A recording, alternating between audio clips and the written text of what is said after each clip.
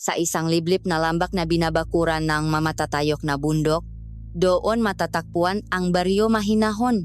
Sa unang tingin, ang lugar ay isang paraiso, payapa at sagana sa likas na yaman, kung saan ang bawat umaga ay sinasalubong ng sariwang hangin at hunin ng maibon.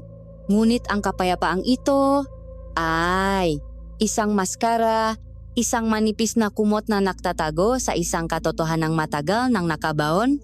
Ang mangiting mataw ay hindi umaabot sa kanilang nga mata at ang kanilang nga galaw ay dekahon, sinusukat ng takot dahil dito sa mahinahon. Ang nga tao ay hindi tunay na malaya. Sila ay namumuhay sa ilalim ng anino ng manilalang ng gabi, ang angkan ng maaswang na pinamumunuan ni Pinuno Damian. Sila ang nakmamay-aring lupa, ng buhay, at ni bawat hininga sa baryong ito. Kael, Apo, halika na't mag-agahan.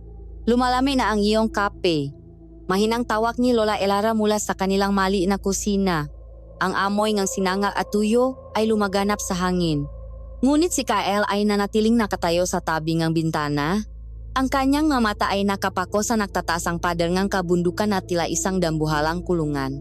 Sa isip niya, ang bawat tuktok ng bundok ay isang rehas na humahadlang sa kanyang nga pangarap. Lola, hindi po ba kayo nagsasawa? Araw-araw, ganito na lang, gigising, magtatrabaho, matutulog, naglilingkot na parang maalipin. Hindi po ba natin maaring subukang hanapin ang sarili nating landas sa labas? Punong hinanakit na tanong niya, hindi nililingon ang kanyang lola. Lumapit si Lolo Ben, hawak ang isang tasa ang kape, ang kanyang muka ay puno ng pag-alala. Huwag kang magsasalitang ganyan. Kael, ang mapader na iyan ang nagpapanatili sa ating ligtas. Ang buhay sa labas ay mas malupit. Dito, kahit papaano, mayroon tayong katiyakan. Ang kapayapaan ay isang biyayang hindi mo dapat maliitin. Sumagot si Kael, mas mahina na ang boses. Kapayapaan po ba ito, Lolo? O isang mahabang pagtitiis? Ang buhay natin ay hindi sa atin.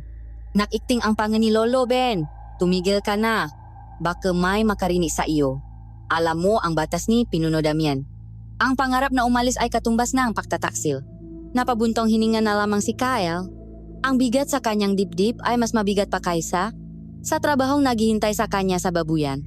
Ang salitang kalayaan ay isang lason sa lugar na ito, isang bawal na pangarap. Subalit, hindi niya alam na sa paglubok ng araw, isang anunsyo mula sa bahayng pinuno ang magbabago sa takbok na hat, isang anunsyong magdadala ang kakaibang kaba at magbubukas ang pinto para sa isang nakakubling panganib na matagal nang nakaabang sa dilim. Ang amoy ng pinahalong putik, dumi ng hayop, at nabubulok na kaning baboy ay matagal nang naging pabango sa ilong ni Kael. Ito ang unang bumabati sa kanya sa umaga at ang huling kumakapit sa kanyang balat bago siya matulog sa gabi.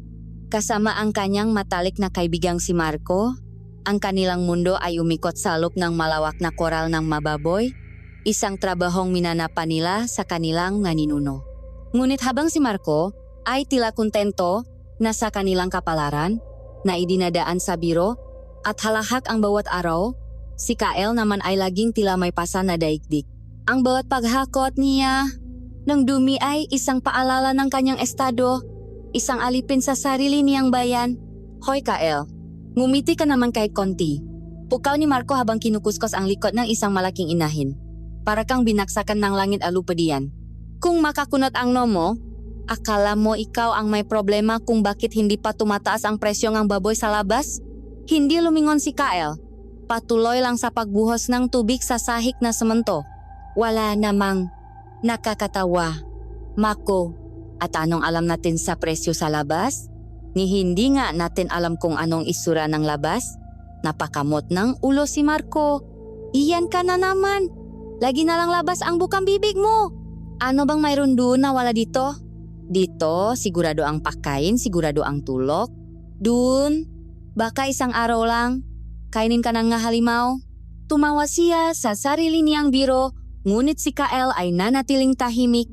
Para sa kanya, ang tunay na halimaw ay ang kawalan ng kalayaan.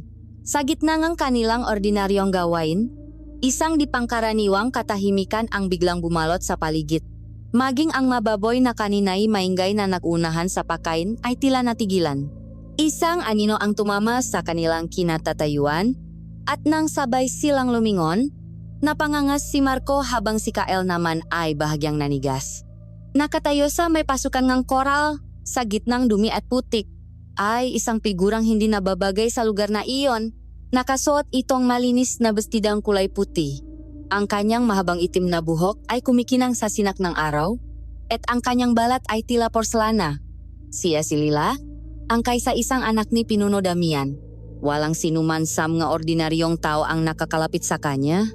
At ang makita siya sa lugar na iyon ay parang isang panaginip. Unang nakabawi si Marco, mabilis na ipinunas ang kamay sa pantalon at yumuko. Magandang araw po, Binibining Lila. Isang malaking karangalan po na mabisita ninyo ang aming abang kaharian ng mababoy. Sabi niya na may malawak na ngiti, sinusubukang maging kaaya-aya. Nginisyan lang siya ni Lila, nang bahagya bago ibinaling ang tingin kay Kael, na nanatiling nakatayo at nakayuko lang bilang pagalang. Mukhang masipag kayong dalawa, sabi ni Lila. Ang kanyang boses ay malambing at mahinahon, isang tuno na kaiba sa lahat ng naririnig sa baryo. Lagi naman po, para sa pinuno, mabilis na sagot ni Marco. Naglakad si Lila palapit, hindi inaalintana ang amoy at ang duming maaring dumikit sa kanyang sapatos. Tumingin siya sa makagamitan nila. Mahirap ba ang trabahong ito? Tanong niya. Ang kanyang mamata ay punongang purong kuryosidad. Hindi naman po kung sanay na. Pero para po sa inyo, siguradong mahirap, sagot ni Kael sa wakas. Ang kanyang boses ay formal at walang emosyon. Tila nagustuhan ni Lila ang kanyang pasagot. Tinitigan niya si Kael ng mas matagal. Narinig ko ang pangalan mo mula sa ilan sa mga tagapagsilbi. Ikaw daw si Kael. Sabi nila, iba ka raw mag-isip. Nagulat si Kael sa narinig, ngunit hindi niya ito ipinahalata. Hindi ko po alam ang sinasabi nila. Bini-bini, ngumiti si Lila. Isang tunay na ngiti ngayon. Gusto kitang makilala ng formal. At sa pagkasabi nun, inilahat niya ang kanyang maputi at malinis na kamay sa harap ni Kael. Natigilan ang lahat. Maging si Marco ay napatanga, hindi makapaniwala sa nakikita. Ito na marahil ang pinakamataas na karangalang maaring matanggap ng isang tulad nila. Ngunit tiningnan lang ni Kael ang nakalahat na kamay. Pagkatapos ay ang sarili niyang kamay na marumi, magaspang, at puno ng kalyo. Dahan-dahan siyang umiling at muling yumuko. Ipagpaumanhin ninyo, Binibining Lila, ngunit hindi ko pumaring tanggapin, sabi niya ng malinaw at may diin. Bakit? Tanong ni Lila. Ang ngiti ay biglang nawala sa kanyang malabi. Dahil makaiba po tayo ay mundo. Binibini, kayo po ay isang maharlika, nasa itaas. Ako po ay isang hamak na tagapag-alaga lamang, narito sa ibaba. Kasamang putik, ang kamay ko po ay marumi. Hindi karapat-dapat na dumampi sa isang tulad ninyo. Ang bawat salita ni Kael ay magalang. Ngunit sa likod nito ay may matigas na pader ngang pride at pagtanggi sa sistemang kanilang ginagalawan. Isang sandali nga ang katahimikan ng namayani. Ang mukha ni Lila ay napakita ngang sunod-sunod na emosyon, pagkabigla, pagkalito at sa huli, isang bahit ng pagkadismaya. Ganun ba? Sabi niya na may lamig sa boses. Akala ko pa naman, may iba sa iyo. Katulad ka lang din pala ng lahat. Hindi na niya hinintay pa ang sagot. Mabilis siyang tumalikot at naglakad paalis. Iniwan ang dalawang lalaki na tulala. Nang mawala na si Lila sa paningin, hinarap ni Marco si Kael at halos sabunutan ito. Anong ginawa mo? Nawawala ka na ba sa sarili mo, Kael? Ang anak ng pinuno na mismo ang nakalok ng kamay niya? At tinanggihan mo lang. Alam mo ba kung anong ibig sabihin nun? Iyon na ang pagkakataon mo. Sigaw niya ng pabulong. Sumimangot si Kael. Anong pagkakataon, Marco? Pagkakataon para ano? Para lalo kong maramdaman na isa lang akong alipin na kinakaawaan niya? Sinabi ko lang ang totoo. Hindi tayo pantay. Umiling-iling si Marco. Hindi iyon ang punto. Ang punto ay nagpakita siyang kabutihan. At sinampal mo lang pabalik. Tangga ka, Kael. Tangga ka. Hindi na sumagot si Kael. Nakpatuloy na lang siya sa paglilinis. Pero ang isip niya ay lumilipat. Ang imaheng bigong mukha ni Lila ay nakatata sa kanyang isipan. At sa kauna-unahang pagkakataon, naramdaman niyang baka nga nakamali siya. Matapos ang insidente, naktungo sila sa pangkalatang kusina upang kumuha nga tirang gulay at gabi para sa susunod na pakain sa mga baboy. Doon, abala sa paktulong si Clara, isang dalagang may matagal nang paktingin kay Kyle. Nang makita niya itong papalapit, agad na nagliwanak ang kanyang muka. Kyle? Marco? Napadaan kayo, bati niya na may matamis na ngiti. Kukuha lang kami ngang pagkain ng maalaga namin, sagot ni Marco. Sinisiko si Kyle para magsalita. Kamusta, Clara? Walang ganang bati ni Kyle. Hindi ito pinansin ni Clara at mabilis siyang kumuha ng isang bumbong ng tubig. Heto, inumin niyo muna. Tiyak na pagod na kayo. Inabutan niya si Kyle at ang kanilang nga daliri ay sandaling nakdikit na nakdulot ng pamumula sa pisngi ng dalaga. Salamat, sabi ni Kyle. Umiinom habang ang tingin ay nasa malayo. Nga pala, Kyle, sabi ni Clara na may kaba. May maliit na pagtitipon mamaya sa plaza para sa anibersaryo nga ani. Baka gusto mong sumama? Manut man lang tayo. Tumingin si Kyle sa kanya. Ngunit tila hindi siya talaga nakikita. Ang isip niya ay abala pa rin sa nangyari kanina. Sa mga salitang binitawan niya at sa mga mata ni Lila. Salamat sa paanyaya, Clara. Pero kailangan kong magpahinga. Marami pa kaming gagawin bukas. Ang kanyang boses ay flat. Walang anumang bahid ng pagsisisi o panghihinayang. Kitang-kita ang pakbaksa ng balikat ni Clara at ang paglaho ng ngiti sa kanyang labi. Ah, sige. Naintindihan ko. Siguro sa susunod na lang. Tumango lang si Kyle at nagsimula ng makarga ng mga sako sa kariton. Habang tinutulak nila ang kariton pabalik sa koral, hindi napigilan ni Marco na mabuntong hininga. Alam mo, kaibigan, simula niya, minsan talaga iniisip ko kung iyang puso mo ay gawa sa bato. Kanina, ang anak ng pinuno. Ngayon naman, si Clara, wala kang ginawa kundi manakit ng damdamin ng babae. Hindi umimik si Kyle. Patuloy lang siya sa pagtulak, ang kanyang panga ay mariing nakatikom. Sa araw na iyon, dalawang babae mula sa makaibang mundo ang sinubok na abutin siya. At pareho niya silang itinulak palayo, hindi dahil sa galit, kundi dahil sa isang pader na siya, mismo ang naktayo sa paligid ng kanyang puso, isang pader na gawa sa orgulo at sa pangarap ng isang kalayaang mailap. Ilang araw matapos ang kanilang pagtatakpo sa koral, isang balita ang gumapang sa bawat sulok ng Baryo Mahinahon. Hindi ito inanunsyo ng may pakdiriwang o tunok ng tambuli. Ito ay kumalat na parang lason mabagal, pabulong, at puno ng takot. Ang bawat labandera sa ilog, ang bawat magsasaka sa bukit, ang bawat matandang nag-ayos ng kanilang malambat ay may isang pinag-usapan sa paraang halos hindi marinig, na parabang ang masalita mismo ay may kakayahang magdala ng kamalasan. Si Binibining Lila, ang hiyas ng kanilang angkan, ang huling dalaga sa lahi ni Pinuno Damian, ay ipinakasundo na. Ang kanyang mapapangasawa ay hindi basta-basta. Ito ay isang makapangyarihang prinsipe mula sa angkan ng dilim, isang lahi ng aswang mula sa hilaga na kinatatakutan maging ng kanilang sariling uri. Sila ay kilala sa kanilang kalupitan, sa kanilang walang awang pagpapalawak na teritoryo, at sa kanilang pusong kasing itim ng gabi. Narinig mo na ba, Kyle? Bungat ni Marco isang hapon habang sila'y nagpapahinga sa ilalim ng isang punong ngangga. Ang init ng araw ay tila lalong nagpapabigat sa hangin. Ang buong baryo, iyon ang bulong-bulungan. Si Binibining Lila, ikakasal na sa isang tunay na prinsipe daw. Isipin mo na lang ang magiging piging niyan. Sigurado, kahit maanino natin mabubusok sa dami nga handa. May pananabik sa boses ni Marco. Ang kanyang isip ay abala sa pantasyang pakain at pakdiriwang. Tumingin lang si Kyle sa malayo, walang reaksyon. Ano naman ang pakialam natin diyan? Buhay nga mga nakatataas iyon. Marco, wala tayong lugar doon. Ngumuso si Marco. Grabe ka naman. Konting saya naman diyan. Isa pa, hindi ba't nakakaawa rin siya? Narinig ko kay Aling Sela, ang prinsipe raw na iyon ay walang puso. Ginagamit lang daw ang kasal para masakop ng mapayapa ang ating teritoryo. Doon lang napatingin si Kyle. Ang salitang masakop ay nagiwan ng mapait na lasa sa kanyang bibig. Nang gabing iyon, hindi mapakali si Kyle sa kanyang higaan. Ang nasalita ni Marco ay umulit-ulit sa kanyang isipan. Hindi niya maintindihan kung bakit siya apektado. Bumangon siya at lumapit sa dingding na gawa sa sawali na naghihiwalay sa kanyang silit at sa silit ng kanyang ngalolo't lola. Naririnig niya ang mahinang pakusap ng maito, masalitang hindi para sa kanyang pandinig. Kawawa naman ang dalaga, narinig niyang sabi ni Lola Elara. Ang boses ay puno ng habag. Isang napakabait na bata. Nakikita ko siya minsan sa hardin. Kinakausap ang mabulaklak na parabang iyon lang ang kanyang nga kaibigan.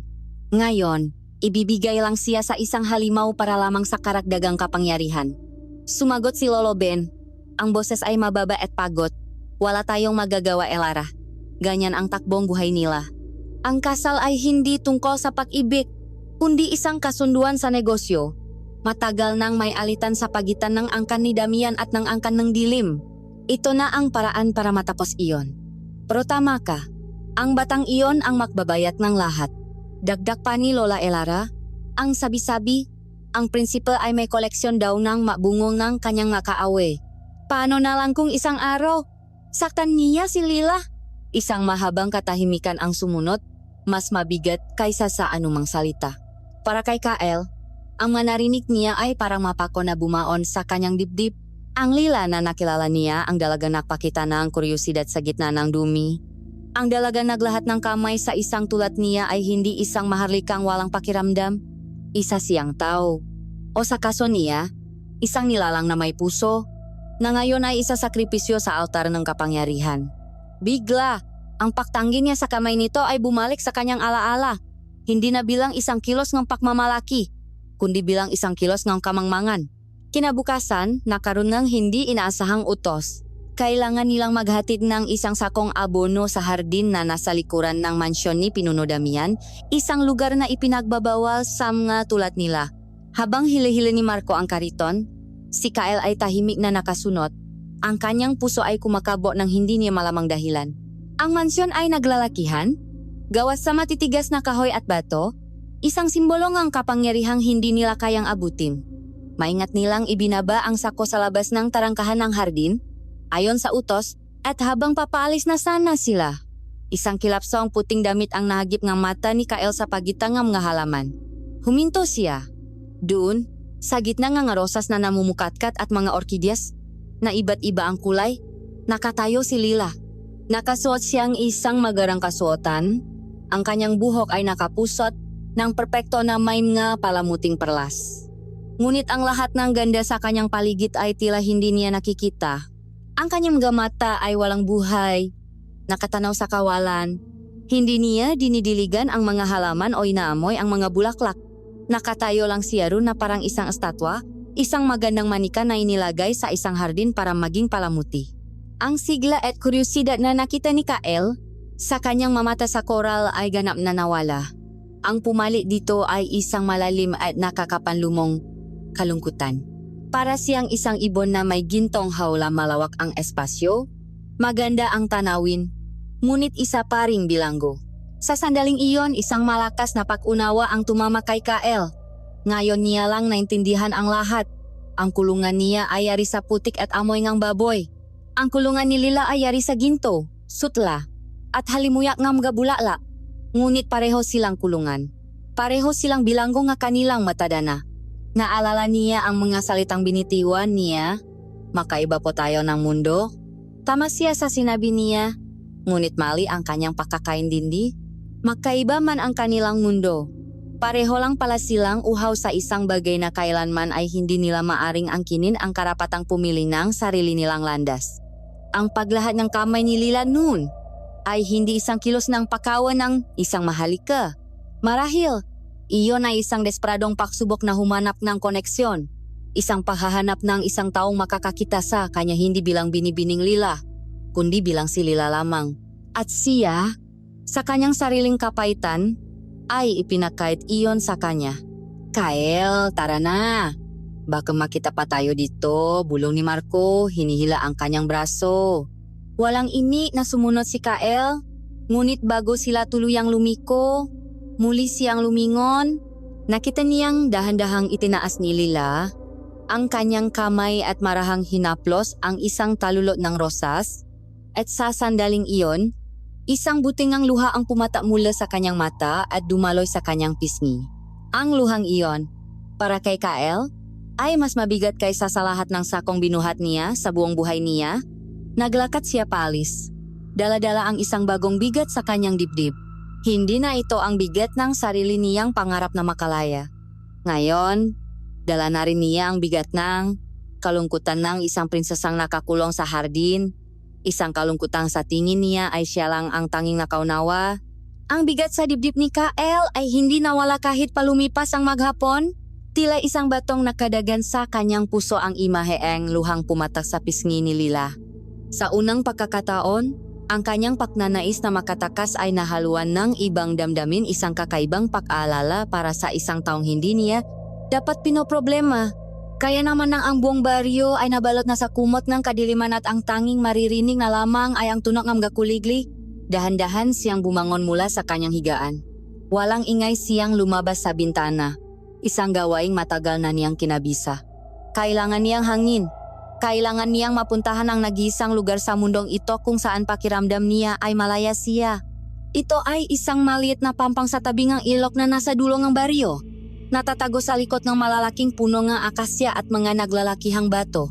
Dito, ang agos ng tubig ang kanyang tanging kausap at ang buwan ang kanyang tanging saksi.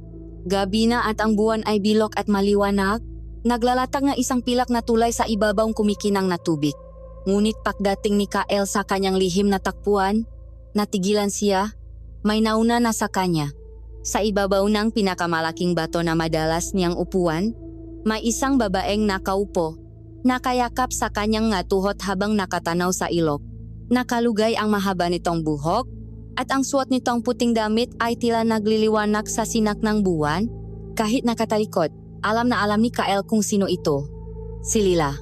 Naisip niyang tumalikod at umalis na lamang, ngunit tila may sariling isip ang kanyang nga paa. Dahan-dahan siyang lumapit. Narinig yata ni Lila ang kanyang mayaba dahil marahan itong lumingon.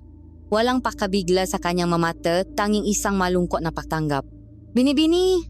Mahinang sabi ni Kael, hindi sigurado kung ano ang susunod na sasabihin. Hindi sumagot si Lila. Sa halip ay ibinalik niya ang kanyang tingin sa ilog. "Siguro ay pareho lang tayo ng hinahanap, Kael," sabi niya sa wakas. Ang boses ay parang isang bulong na sinasabayan ng agos ng tubig, isang lugar kung saan hindi natin kailangang magsuot ng maskara. Naglakaslop si Kael na umupo sa isang bato na hindi kalayuan sa kanya. Ito na ang pagkakataon. "Binibini, gusto ko sanang humingi ng tawad," simula niya, "tungkol sa nangyari sa koral. Ang inasal ko. Hindi sa wala akong pagalang. Ito'y dahil sa unang pagkakataon, may isang taong mula sa inyong mundo ang tumingin sa akin at ang tanging nakita ko lang ay ang napakataas na pader sa pagitan natin. Isang pader na ako na mismo ang nakdagdang bato."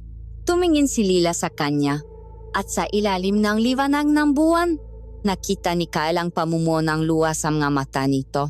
"Naintindihan ko," sabi niya. "Ako rin ay humihingi ng paumanhin. Sigurong gay masyado akong mapilit.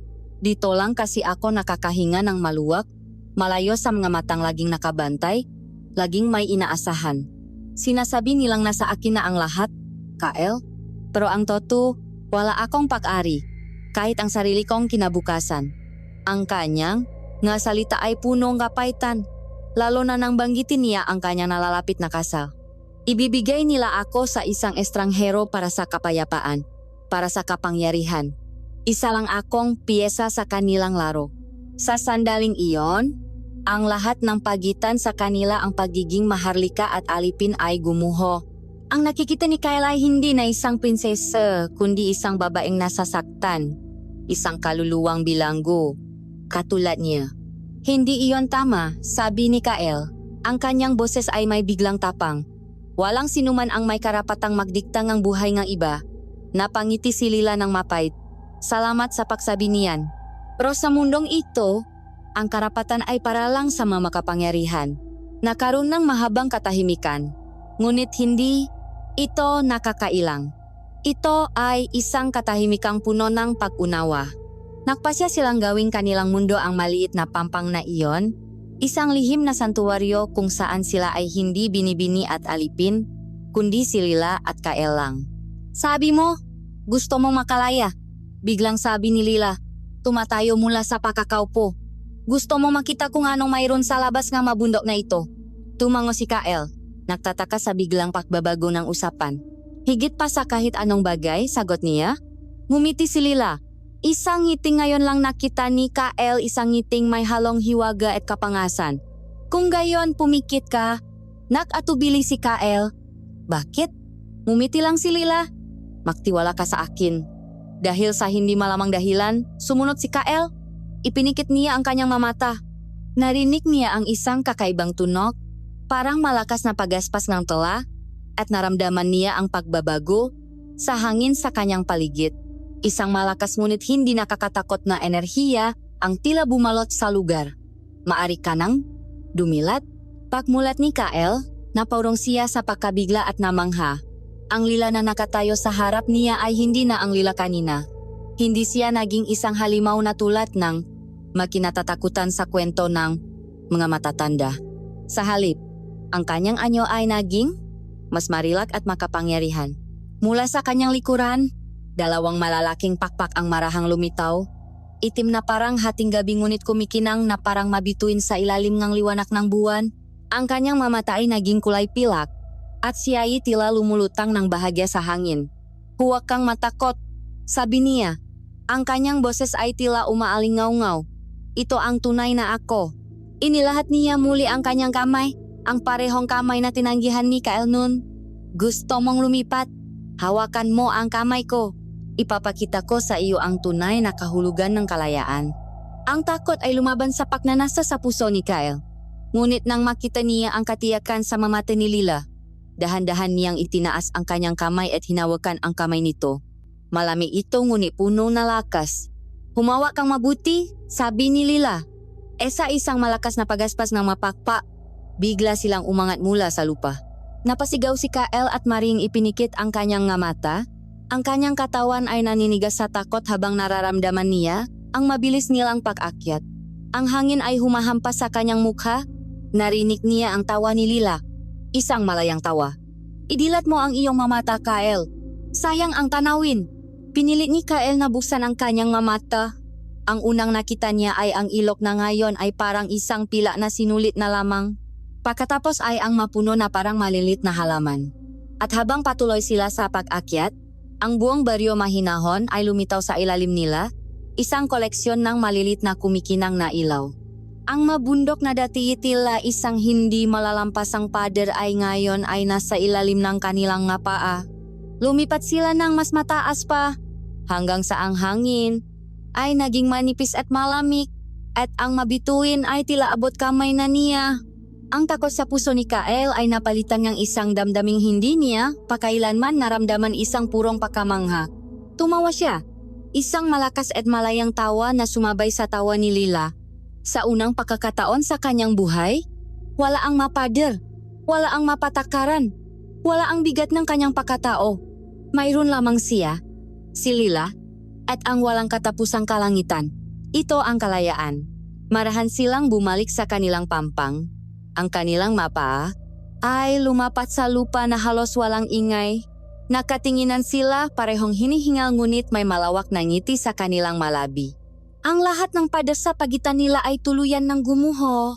Wala na ang binibini at ang alipin. Salamat, sabi ni Kael. Ang kanyang boses ay nanginginig sa natitirang emosyon. Salamat, Lila. Ngumiti si Lila. Ito ang magiging mundo natin, Kael. Dito, malaya tayo. Umuwi si Kael bago pa man makbukang liwewe.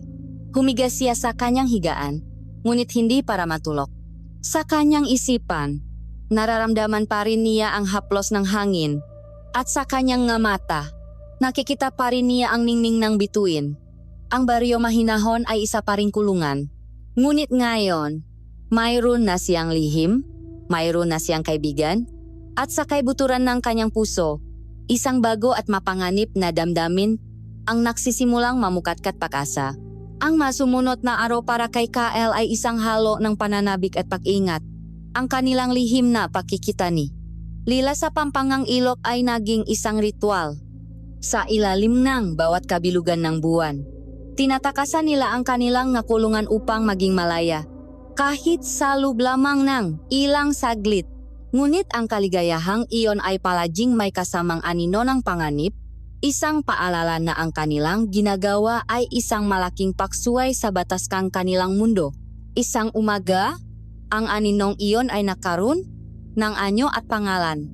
Habang abala si Kyle at Marco sa paglilinis ng koral, dalawang matangkat at nakakakot na aswang nakawal, balot sa itim na kasuotan, ang biglang lumitaw sa pasukan. Ang kanilang presensya ay nagpatigil sa lahat at ang kanilang nga matang kulay pilak ay isa lang ang hinahanap. Kyle, sabing isa sa kanila. Ang boses ay malamig at walang emosyon, na tila utos at hindi tanong. Naramdaman ni Kyle na nanlami ang kanyang buong katawan. Sa tabi niya, namula si Marco. Anong kailangan ninyo sa kaibigan ko? Wala po siyang ginagawang masama.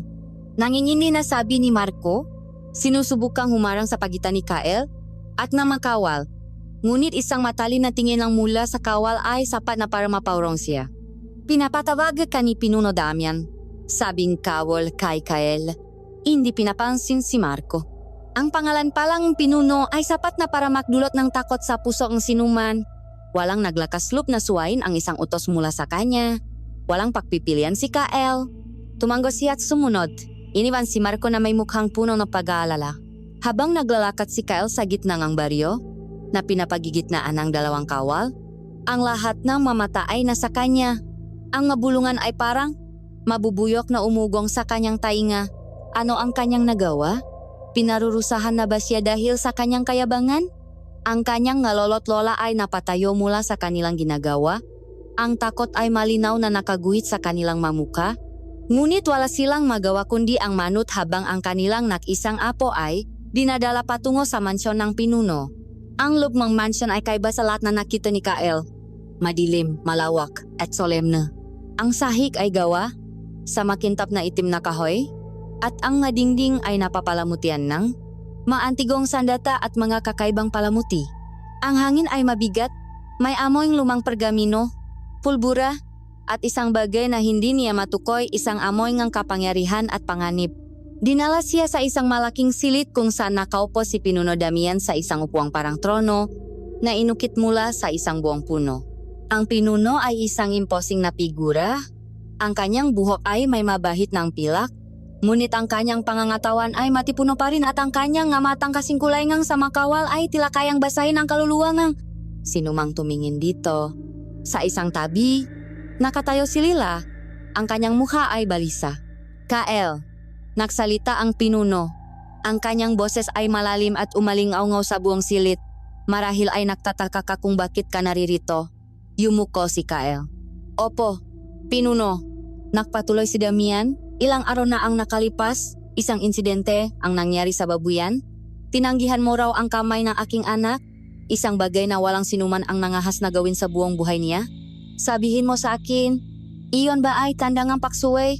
O isang bagay na iba? Itinaas ni Kyle ang kanyang ulo at sa kanyang gulat sinalubong niya ang ngamatangang pinuno. Pagalang po pinuno. Matatak niyang sagot. Pagalang sa pakakaibang aming estado. Ang kamay ko po ay marumi.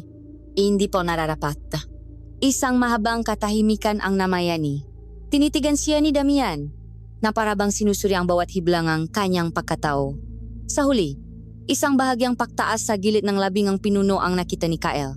Lahat ng tao sa baryong ito ay umuyuko sa takot o sa pagnanais na makuha ang aking pabor. Ikaw, umuyuko ka dahil sa prinsipyo. Hindi ka natatakot sa amin, ngunit naiintindihan mo ang iyong lugar. Nakikita mo ang pader sa pagitan ng ating mundo at iyon ang nagbibigay sa iyo ng pag-ingat. Kailangan ko ngang isang tao maingat para sa aking anak. Natigilan si Kyle. Po, mula sa araw na ito, deklara ni Pinuno Damian, hindi ka na magtatrabaho sa koral. Ikaw na ang magiging personal na tagabantay ng aking anak na si Lila. Susundan mo siya saan man siya magpunta. Poprotektahan mo siya sa anumang panganib. At higit sa lahat, sisiguraduhin mong hindi siya gagawa ng anumang bagay na ikapapahamak niya. Maliwanag ba? Ang alok ay isang utos na nakabalat kayo.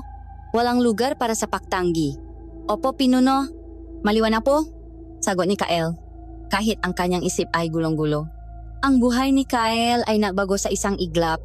Ang amoy ng putik ay napalitan ng halimuyak ng nabulala sa hardin. Ang ingay ng mababoy ay napalitan ng katahimikan ng malalawak na pasilyo. Ang kanyang trabaho ngayon ay ang maging isang anino, isang tahimik na presensya sa likuran ni Lila. Ang promosyong ito, sa mata ng buong baryo, ay isang hindi kapanipaniwalang biyaya. Ngunit para sa kanya at kay Lila, ito ay isang perpektong pagkakataon. Ang kanilang lihim na pagkakaibigan ay nakaroon ng mas malawak na espasyo para mamukatkat. Sa mga oras na sila lang dalawa sa malawak na hardin o sa aklatan, nagagawa nilang mausap ng mas malaya, kahit nasa paraang pabulong at patago. Ikinuwento ni Kael ang mas simpleng laro nga niyang pakabata. At tinuruan niya si Lila kung paano gumawang trumpo mula sa bayabas at pito mula sa dahon ng niyok. Si Lila naman, nanabiyan ni sa simpleng mundo ni Kael, ay nagbahagi nga kwento tungkol sa mga bituin na nakikita niya kapag siya ay lumilipat, makwentong puno ng hiwaga at kalawakan. Ang kanilang ugnayan ay lumalim. Hindi na lang ito tungkol sa pagiging parehong bilanggo, kundi tungkol na rin sa tunay na pag-unawa at pagmamalasakit sa isa't isa. Ngunit ang paanga ni Kael ay lumikang isang lama sa kanyang pinakamatagal na relasyon. Ang pagkakaibigan nila ni Marco ay nasimulang magbago. Isang araw, sinubukan ni Kael na bisitahin si Marco sa babuyan. Ang dating masayang pagbati ay napalitan ng isang malamig na tingin. "Oh, narito na pala ang bagong maharlika," sabi ni Marco na may sarkasmo, hindi man lang tumitigil sa kanyang pagpapakain sa magabi. "Baka nadudumihan ka na sa aming munting kaharian, kamahalan?" Nasaktan si Kael sa narinig. "Marco, ano ka ba? Ako pa rin to. Trabaho lang to." Humalahak si Marco, ngunit ang tawa ay walang saya. "Trabaho o biyaya? Huwag mo akong lokohin, Kael. Habang kami dito ay nakukumahok sa putik, ikaw ay namamasyal sa hardin kasama ang prinsesa. Masarap ba ang buhay sa palasyo? Hindi mo naintindihan," mahinang sabi ni Kael. "Ang sabihin mo, ayaw mo nang ipaintindi sa amin, ganti ni Marco, maseryoso na ngayon. Iniwan mo kami, Kael. Pinili mo ang mundo nila kaysa sa mundo natin. Mag-ingat ka lang, dahil sa mundong iyon, sa oras na hindi ka na nila kailangan, itatapon ka lang nila na parang basura. At sa pagbagsak mo, baka wala ka ng kaibigang sasalubong sa iyo dito." Tumalikot si Marco, isang malinaw na senyales na tapos na ang usapan. Umalis si Kael mula sa koral na may bigat sa puso na mas matindi pa kaysa noong araw na ipinatawag siya ng pinuno. Ang kanyang promosyon, na isang tulay para mapalapit kay Lila, ay naging isang pader na naghihiwalay sa kanya sa kanyang nakaraan, sa kanyang nag-iisang kaibigan. Ngayon, siya ay nasa gitna hindi nalubos, nakabilang sa mundo na mga tao na ngayon, ay tumitingin sa kanya ng may inggit at sa manganglop, at hinding-hindi naman magiging kabilang sa mundo nga maaswang na kanyang pinaglilingkuran. Ang kanyang bagong posisyon, nasa unay tila isang paglaya mula sa babuyan, ay isa na namang panibagong uringang kulungan, isang kulungang gawa sa ginto, ngunit mas malungkot at mas mapanganib. Ang pagdating ng kanang dilim ay parang isang paparating na bagyo. Nahanda ang buong baryo mahinahon, ngunit hindi dahil sa saya, kundi dahil sa pangangailangang may pakita ang perpektong imaheng pagalang at pagpapasakop. Ang madana ay nilinis, ang mabahay ay pinalamutian ng mabulaklak, at isang malaking piging ang inihanda. Ngunit sa likod ng lahat ng ito, ang hangin ay mabigat sa tensyon. Ang bawat ngiti ay pilit, at ang bawat pagbati ay may kasamang nakatagong kaba. Alam ng lahat na ang nabisita ay hindi nga kaibigan, kundi nga bagong amo na naghihintay lang namang oras. Dumating sila sakay nga kabayong kulay itim. Natilam nga aninong lumabas mula sa isang bangungot. Ang kanilang makasuotan ay madilim, at ang kanilang mamuha ay matitigas, walang mababakas na anumang kabutihan. Sa unahan ng grupo ay ang prinsipe, si Dante. Guwapo siya sa isang mapanganib na paraan, matikas ang tindig, matangos ang ilong. Ngunit ang kanyang nga mata ay malamig at mapanuri, na tila sinusukat ang halaga ng lahat ng kanyang nakikita. Sa kanyang pagbaba sa kabayo, yumuko ang lahat, kabilang na si Pinuno Damian na sumalubong sa kanya. Ngunit ang mamata ni Dante ay agad na hinanap ang kanyang premyo. At nakita niya si Lila na nakatayo sa likuran ng kanyang ama. Nakasuot si Lilang pinakamagarang damit, ngunit tila nawala ang lahat ng kulay sa kanyang muka. Lumapit si Dante, hindi pinansin ang pinuno, at hinawakan ang baba ni Lila. Marahas na itinaas ito upang masuri siyang mabuti. Kaya pala, sabi ni Dante, ang kanyang boses ay may halong pahanga at pek-ari. Ang sabi-sabi ay toto, isang tunay na hiya sa gitna ng kawalan. Ang masalita ay papuri, ngunit ang paraan ng pagkakasabi ay parang pag-angkin sa isang mamahaling bagay. Sa likuran ni Lila, nakatayo si Kyle bilang kanyang tagabantay. Nakita niya ang bahagyang panginginig ng dalaga at naramdaman niya ang pag-init ng kanyang dugo at ang pakuyom ng kanyang ngapalat. Ang piging na sumunod ay isang palabas ng kapangyarihan. Si Dante at ang kanyang mandirigma ay kumain at uminom na parang sila na ang nagmamay-ari ng lugar. Tawa sila ng tawa sa kanilang masariling kwento ng pananakop at karahasan, habang si Lila ay nakaupo sa tabi ni Dante na parang isang estatwang garing maganda, ngunit walang buhay. Paminsan-minsan, ipapatong ni Dante ang kanyang kamay sa hita ni Lila o hahawakan ang buwang nito, makilos na napapakita ng kanyang paari na nagudulot ng pangingilabot sa dalaga at galit sa nanonot na si Kyle. Nakikita ni Kyle ang bawat pilit ng ngiti ni Lila, ang bawat pagluno, at ang bawat sandali ng takot sa mga mata nito kapag inaakala niyang walang nakatingin. Sa kalagitnaan ng maingay na kasiyahan, nakaroon ng pagkakataon si Lila na kunwari siyang nahihilo at kailangan ng sariwang hangin. Agad siyang sinundan ni Kyle ayon sa kanyang tungkulin. Ngunit sa halip na pumunta sa hardin, dinala siya ni Lila sa isang madilim at tahimik na pasilyo malayo sa ingay. Pagdating nila dun, nawala ang lahat ng kanyang pagkukunwari. Humarap siya kay Kyle. Ang kanyang mukha ay puno ng desperasyon. "Kyle," sabi niya, ang boses ay nanginginig at basak. "Nakita mo siya? Nakita mo kung paano niya ako tingnan?" "Hindi ako isang tao para sa kanya, Kyle. Isa lang akong tropeo, isang kasunduan, isang bagay na pak-ari niya." "Bini-bini, maginahon po kayo," sabi ni Kyle. Sinusubukang pakamahin ito kahit ang sarili niyang puso ay kumakabo ng malakas. Hinawakan ni Lila ang kanyang nga braso. Ang nakuko nito ay bumaon sa tela. "Huwag mo na akong tawaging bini-bini," sigaw niya ng pabulong. Ang nga luha ay nagsimula ng mamo sa kanyang nga mata. "Ako si Lila. At ang Lila na kilala mo ay mamamatay sa arong kasal na iyon. Parang awa mo na, Kyle. Tulungan mo akong tumakas. Ngayong gabi." Ang kanyang masalita ay parang kidlat na tumama kay Kyle. "Ngayong gabi? Lila, imposible iyan. Bantay sarado ang buong baryo. Ang pagtakas ay kamatayan." Ngunit umiling si Lila, mas humigpit ang kanyang kapit. Ang manatili dito, iyon ang kamatayan. Ang maging asawa ng lalaking iyon ang impyerno. "Kyle, ikaw lang ang nakakaintindi. Ikaw lang ang nakakaalam kung ano ang pakiramdam ng pagiging bilanggo. Pareho tayong nangangarap makalaya. Ito na ang pagkakataon. Hindi lang para sa akin, kundi para sa iyo. Kung tutulungan mo ako, pareho tayong makakatakas sa lugar na ito." Ang kanyang mamata ay nagmamakaawa, nakniningning dahil sa maluha. "Mas gugustuhin ko pang mamatay sa gubat dahil sa lamig at gutom, kaysa ang mabuhay na pak-ari nga halimaw na iyon." "Kyle," pakiusap. Ang bawat salita niya ay isang suntok sa konsensya ni Kyle.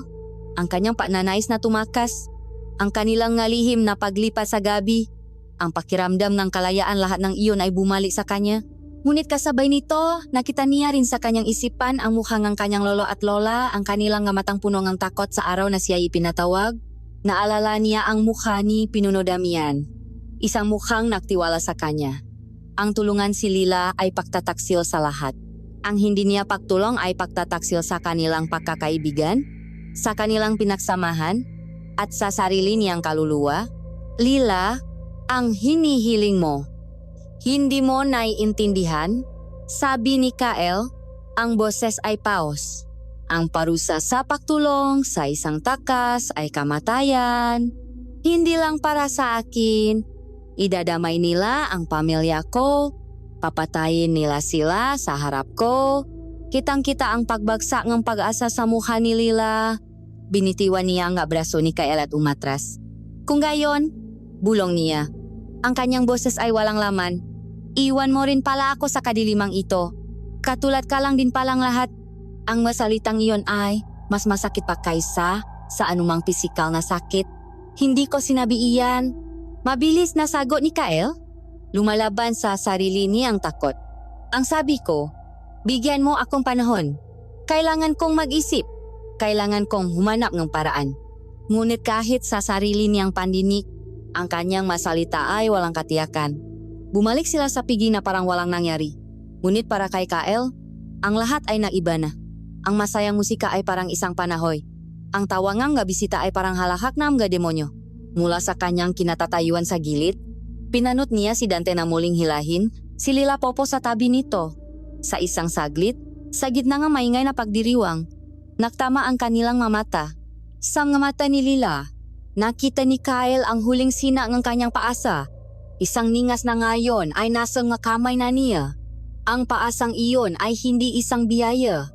Ito ay isang sumpa. Isang dalahin na mas mabigat pa kaysa sa buong kabundukan na nakapaligid sa kanila. Alam niyang sa pagtatapos ang gabing ito, kailangan niyang pumili at anuman ang kanyang magiging desisyon, tiyak na may dugong dadanak. Ang tanong na lamang ay kung kaninong dugo. Ang nasumunod na araw ay naging isang impyerno para kay Kyle. Bawat pagising ay isang paharap sa tanong na wala siyang sagot. Umiwas siya kay Lila, hindi dahil sa gusto niya, kundi dahil hindi niya kayang salubungin ang mamatang punong pag-asa na alam niyang bibiguin niya. Mula sa malayo, pinapanot niya ang unti-anting pagkamatay ngang sigla sa mukha ngang dalaga habang ang araw ngang kasal ay palapit ng palapit na parang isang berdugong naglalakad patungo sa kanyang bitayan. Ang buong baryo ay abala, ngunit ang paghahanda ay walang saya. Ito ay isang paghahanda para sa isang libing, hindi para sa isang kasalan. Sa gabi, binabagabag siyang kanyang konsensya. Ang pangarap niyang kalayaan ay naging isang bangungot. Isang pagpipilian sa pagitan ng sarili niyang kaligtasan at ng kaluluwa na nag-iisang taong nakaunawa sa kanya. Isang gabi, 2 araw bago ang itinakdang kasal, habang siya ay nakaupo sa dilim ng kanilang munting sala, isang anino ang biglang lumitaw sa kanyang bintana. Hindi ito ang mamaingay na kawan na kumuha sa kanya nun. Isa lang itong aswang, nakasuot ng damit ng isang ordinaryong mamamayan. Ang muha ay nakatago sa lilim. Kyle, bulong nito. Ang boses ay mahinang ngunit may bigat. Pinapatawag ka. Mag-isa ka lang. Walang sigawan, walang pagbabanta. Ang katahimikan ng utos ang mas lalong nagdulot ng kilabot sa kanya. Alam niya sa sandaling iyon na ito na ang katapusan. Nahuli na sila. Ito na ang gabi ng kanyang kamatayan. Dahan-dahan siyang tumayo, hindi na nag-abalang magpaalam sa kanyang mga natutulog na lolo't lola. Sa kanyang isipan, nagpaalam na siya sa kanila. Sinundan niya ang anino sa mapasikot-sikot na daan ng baryo, palayo sa mamata ng matao. Dinala siya hindi sa engrandeng bulwagan, kundi sa isang pribadong silit-aklatan sa mansyon, isang lugar na puno ngang lumang libro at mapa. Isang lampara lang ang nagbibigay liwanag sa silid, lumilikang nga gumagalaw na anino sa dingding. Nakatalikot si Pinuno Damian, nakatingin sa labas ng bintana kung saan ang buwan ay manipis na parang isang karit. Ang pag-asa ay isang mapanganib na bagay. Hindi ba, Kyle? Sabi ngang Pinuno, hindi pa rin lumilingon. Nakbibigay ito ng lakas para mangarap, ngunit nakbibigay din ito ng bigat na mahirap pasanin. Nanigas si Kyle, naghihintay sa atol. Huwa ka na magpanggap, patuloy ni Damian.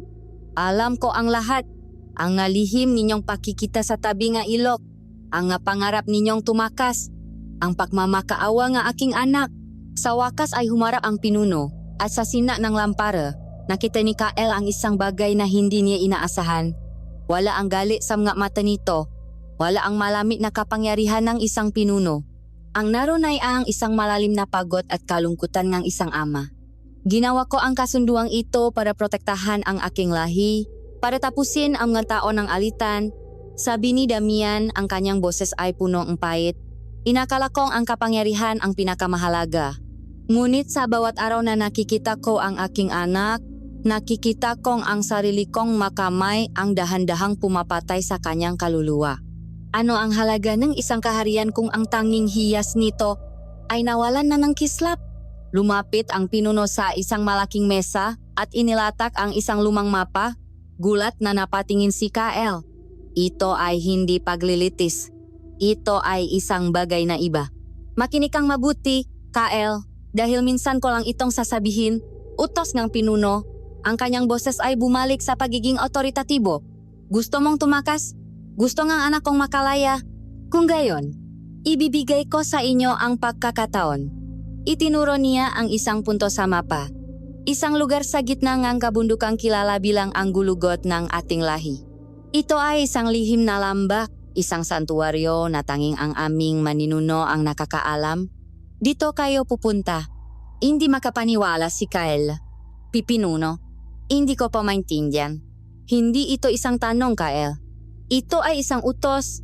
Mariing sabi ni Damian. Bukas ng gabi sa bispras ng kasal, liliha ako ng isang kaguluhan sa kabilang dulo ng baryo. Gagamitin ninyo ang pagkakataong iyon para tumakas.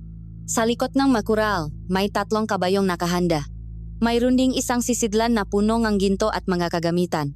Isasama mo ang iyong lolo at lola. Hindi na sila magiging ligtas dito kapag nalaman ang ginawa mo. Bawat salita ay isang dagok sa isipan ni Kael. Bakit? Bakit ninyo ito ginagawa? Bakit ako? Napabuntong hininga si Damian at tinitigan si Kael ng diretso sa mata. Dahil bilang isang pinuno, hindi ko maaring basta nalang sirain ang isang kasunduan. Iyon ay magdudulot ng digmaan at marami sa aking manasasakupan ang mamamatay. Ngunit bilang isang ama, hindi ko kayang isakripisyo ang aking anak sa isang halimaw. Kaya ikaw ang magiging sagot. Kapag ang aking anak ay kinidnap ng isang hamak na alipin, iyon ay magiging isang malaking insulto sa angkan ng dilim? Ngunit hindi iyon isang sirang kasunduan. Ang kanilang galit ay mapupunta sa iyo. Hahabulin kanila bilang isang takas na magnanakaw. Hindi nila kami sasalakayin bilang nga taksil. Magpapanggap akong galit na galit? Magpapadala ako nga kawal para habulin kayo? Ngunit ang totoo, binibigyan ko kayo ang panahon para makalayo. Naintindihan mo ba? Ikaw ang magiging kalasak. Ikaw ang tatanggap ng lahat ng galit para maligtas ang aking anak at ang aking bayan. Ang plano ay henyo, ngunit brutal. Siya ang magiging pen. Siya at ang kanyang pamilya ang hahabulin hanggang sa dulo ng mundo. Ngunit kasabay ngang panganib ay ang pangako ng kalayaan.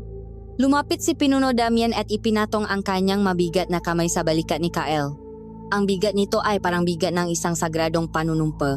Ipinakakatiwala ko sa iyo ang buhay ng aking kaysa isang anak, Kael. Isang bagay na hindi ko ipinakatiwala kaninuman. Bigyan mo siyang buhay na hindi ko kayang ibigay sa kanya. Bigyan mo siyang kalayaan. Ang mamatang makapangyarihang aswang ay nagmamakaawa. Huwag na huwag mo akong bibiguin. Tinulak siyang pinuno patungo sa isang lihim na pinto sa likod ng isang estanteng libro.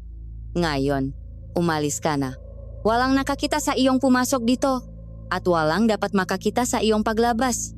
Ihanda mo ang iyong sarili. Bumukas ang pinto at lumabas si Kael sa isang madilim na eskinita sa likod ng mansyon. Isinara niya ang pinto at sa kanyang nga kamay ay ang nakarolyong mapa at isang mabigat na supot ng ginto na isinabit. Sa kanya ng pinuno bago siya umalis. Napasandal siya sa pader. Ang kanyang nga tuhod ay nanginginig. Ang mundo niya ay lubusang bumaliktad. Ang kinatatakutan niyang pinuno ay naging isang desperadong ama. Ang kawe ay naging isang lihim na kakampi. Ang pader sa pagitan nila ay gumuho, ngunit pinalitan ito ng isang responsibilidad na mas mataas pa kaysa sa pader na iyon. Wala na ang bigat ng pagpili.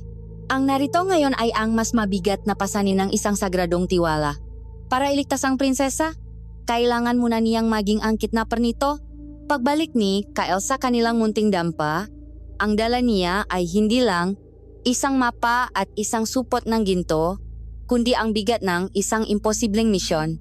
Ang katahimikan ng gabi ay tila isang kumot na nakatakip sa natutulok na baryo, ngunit para kay Kael, ang katahimikang ito ay ang pahinga ng isang halimaw bago ito sumalakay. Marahan niyang ginising ang kanyang lolo Ben at lola Elara. Sa liwanag ng isang gasera na nagbibigay buhay sa mga anino sa kanilang dingding, ipinaliwanag niya ang lahat. Bawat salita niya ay tila isang patak ng lason sa kanilang payapang panaginip. Nakita niya ang paglaki nga mata ng kanyang lola, ang pag-ikting ng panga ng kanyang lolo, at ang takot na gumapang sa kanilang nga muha. Ngunit sa ilalim ng takot, nakita rin niya ang isang bakal na determinasyon ang pagmamahal para sa kanilang apo na mas matimbang kaysa sa sarili nilang kaligtasan. Kung iyan ang utos ng pinuno, at kung iyan ang magliligtas sa iyo at sa dalaga, wala tayong pagpipilian. Sabi ni Lolo Ben, ang kanyang boses ay mahina ngunit matatak. Kumilos na tayo. Bilisan natin bago pa magbago ang isip ng tadhana. Walang palitan ng maraming salita. Sila ay kumilos na parang maanino sa sarili nilang tahanan. Ang bawat galaw ay maingat. Ang bawat tunok ay pinipigilan.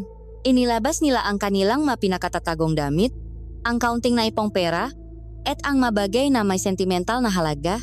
Ang hangin ay puno ng hindi sinasabing nga tanong at takot, isang tahimik at desperadong paghahanda para sa paglisan sa nag-iisang mundong kanilang kinagisnan.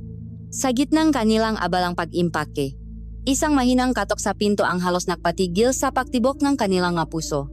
Nakatinginan silang tatlo. Ang kanilang nga mata ay nagliliyap sa takot. Sino ang kakatok sa ganoong oras ng gabi? Dahan-dahang, lumapit si Kyle sa pinto. Kinapa ang itak na nakasabit sa kanyang baywang. Sino yan? Tanong niya. Sinusubukang patatagin ang kanyang boses. Ako to, Kyle. Si Marco sagot mula sa labas. Pwede ba tayong mag-usap? Nakatubili si Kyle.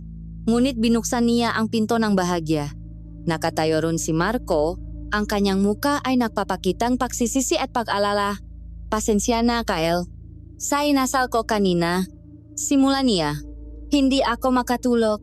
Nagigilty ako sa mga sinabi ko. Nag-aalala lang naman talaga ako sa iyo. At ona, aminin ko, nainggit ako. Pero higit sa lahat, makaibigan tayo. Ang kanyang masalita ay tila taos puso. Sa kanyang likuran, nakita ni Marco ang manakaimpakeng gamit. Anong nangyayari dito, Kyle? Alis na ba kayo? Sa sandaling iyon, si Kyle ay nasa isang sangandaan. Ang utos ng pinuno ay lihim. Ngunit ang pag-aalinlangan sa kanyang puso ay nakahanap ng kasagutan sa mukhang kanyang matalik na kaibigan.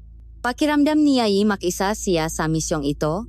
At ang pagdating ni Marco ay parang isang sagot sa kanyang nga dasal.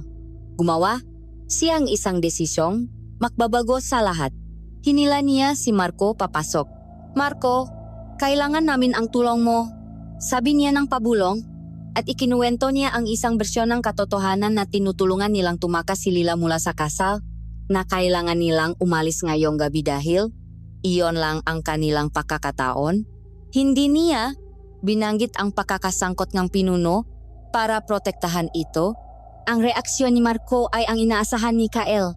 Pakabigla, paalala, at sa huli, suporta. Nababali na ba kayo? Iyan ay pagpapakamatay. Bulong ni Marco. Pero, kung buo na talaga ang pasya ninyo? Kung para talaga yan sa ikabubuti ni Binibining Lila? Kung gayon, kasama ninyo ako. Kaibigan mo ako, Kyle. Hindi kita iwan sa ere. Nagalok pa itong gumawa ng sarili niyang ingay para makadagdag sa diversyon. Sige, alis na ako para hindi ako mapaginalaan. Mag-ingat kayo. Tinapik niya ang balikat ni Kyle at mabilis na umalis. Nakahinga ng maluwag si Kyle, isang ngiti ng pasasalamat ang gumuhit sa kanyang labi. Hindi ako nagtitiwala sa batang iyon, biglang sabi ni Lolo Ben mula sa isang sulok. Mayroong malamig sa kanyang mamata, isang bagay na hindi ko gusto. Iwinaksi ito ni Kyle. Lolo naman, si Marco po iyon. Kapatid na ang turing ko sa kanya. Nag-alala lang po siya. Ngunit sa labas, sa ilalim ng dilim, ang maskarang pag-alala ni Marco ay natunaw, at ang lumitaw ay isang mukha ng purong inggit at samanganglub. Hindi siya umuwi.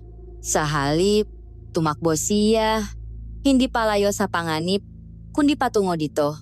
Tinahak niya ang madidilim na eskinita patungo sa pansamantalang tuluyan ng angkan ng dilim. Doon, sa ilalim ng isang puno, lihim niyang kinausap ang isa sa mga pinakakatiwalaang tenyente ni Dante.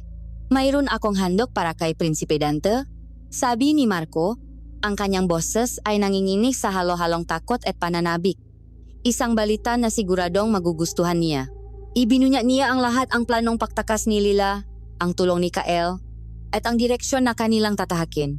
Ang tanging hiningi niyang kapalit ay isang magandang posisyon at kaligtasan kapag ang lahat ay tapos na. Ang pakakaibigan ay ipinakpalit sa pangakong kapangyarihan. Ilang oras ang lumipas at ang hudyat ay dumating. Isang malakas na tunog ng kampana ang umaling-awngaw, sinundan ng mga sigaw, "Sunok! Sunok sa silangang kamalik!" Ito na ang diversyon na gawang pinuno. Sa gitnang kaguluhan, habang ang lahat ng makawal at mamamayan ay tumatakbo patungo sa sunok, si Kael at ang kanyang malolot-lola ay kumilos. Isinuot nila ang manggabalabal na may takip sa ulo at mabilis ngunit maingat na tinahak ang daan patungo sa likod ng manggakural. Dun, sa ilalim ng isang malaking punong balete, naghihintay na si Lila, balot din sa isang madilim na kapa. Ang kanyang muka ay maputla ngunit punong determinasyon. Walang nagsalita. Isang tango lang mula kay Kael ang naging hudyat. Mabilis nilang kinuha ang 3 kabayong nakatali doon, kasama ang nasisidlang ng gamit. Sumakay sila at pinatakbo ang makabayo palayo sa ingay at apoy, patungo sa katahimikan at kadiliman ng gubat. Ang malakas na pinting ng kanilang nga puso ay sinasabayan ng yabak ng makabayo. Ang hangin ng gabi ay malamig sa kanilang nga pisngi, isang haplos ng paparating na kalayaan. Sa kanilang paglingon, nakita nila ang kulay kahel na liwanag ng apoy sa malayo, ang huling tanawin ng kanilang dating buhay, ang kanilang huling alaala ng baryo mahinahon. Isang pakiramdam ng tagumpay at ginhawa ang bumalot sa kanila. Nagtagumpay sila, malaya na sila. Ngunit hindi nila alam na sa bawat yapak ng kanilang makabayo, sinusundan na sila nga anino.